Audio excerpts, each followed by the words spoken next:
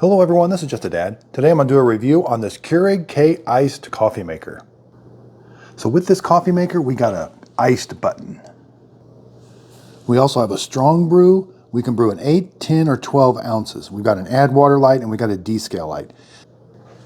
Now I do have a Dunkin' Brew Over Ice K-Cup, but you can use just a regular coffee K-Cup when you want to brew an over ice coffee.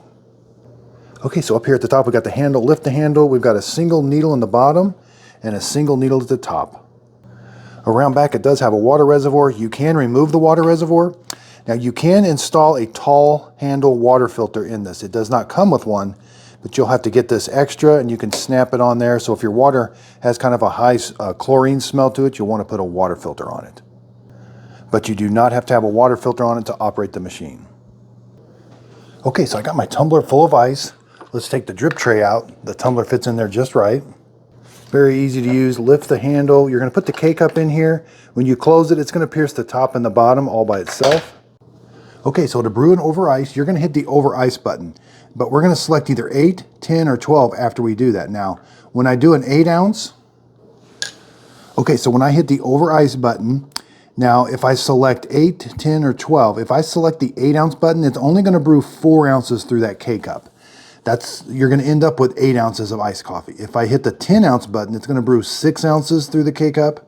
And if I hit the 12, it's going to brew 8 ounces through the K-Cup. So I've got a tumbler here that does really good for 8 ounces. So let's just hit the 8 ounce button. And again, it's only going to brew 4 ounces through that K-Cup. But the ice is going to melt and it's going to make it just right. Now the nice thing about this is, so it does start out at a high temperature, but as the brew goes on, it does lower the temperature through the K-Cup, so the ice doesn't melt as much. So see, it's a very strong concentrated coffee, but it's going to melt that ice, and we're going to add a little bit of syrup. You can add a little bit of almond milk or any kind of milk you would like, because that still will taste a little bit bitter, but when I add the syrup and the milk, it takes away all the bitterness to it. Okay, so we're just about done. It's a very quick coffee maker. Okay. Okay, so there's the iced coffee we ended up with. We still have a bunch of ice that's left, but it's cooled the coffee down. Now we can add our syrup and our milk. So I like to add about 4 or 5 pumps. Then I like to add some milk. Okay, so let's put our lid on. That's a nice, refreshing iced coffee that is super simple to make and it tastes absolutely delicious. Yeah, that's a nice iced coffee. Okay, so now we're just going to lift the lever up. We can take the K-Cup out. There's how it did. Okay, so let's just brew a regular coffee. I'm going to put a coffee K-Cup in there. Now, I want to do a strong brew. I don't have to do a strong brew. I can just do 8, 10, or 12.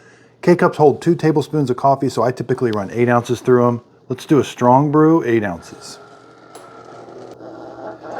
So the strong brew, it causes it to kind of slow down a little bit during the brew process to extract more flavor. The brew takes about 10 to 15 seconds longer.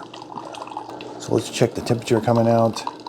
About 195. That's a very hot cup of coffee, so be careful.